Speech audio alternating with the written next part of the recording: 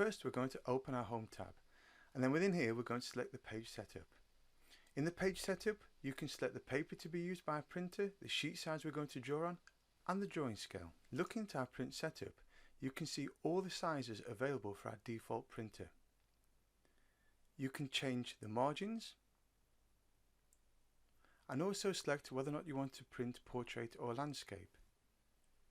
And finally decide if you want to print to 100% or fit to a page. If you move over to the page size tab, you can select the size of drawing sheet you wish to draw on.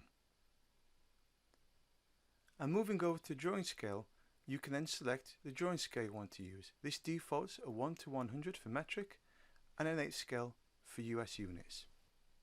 So let's open a drawing and see how these settings impact our drawings and what we print out. So you can see this drawing is now starting to fill our sheet. Let's open the page setup. We need to decide, do we change the drawing scale or the size of paper? Let's change the drawing scale first, and we'll set this to 1 to 200. You'll see the drawing is now scaled, but the text is still the original size. In the drafting world this is actually correct, because even when you change the scale of a drawing, the text should always remain constant.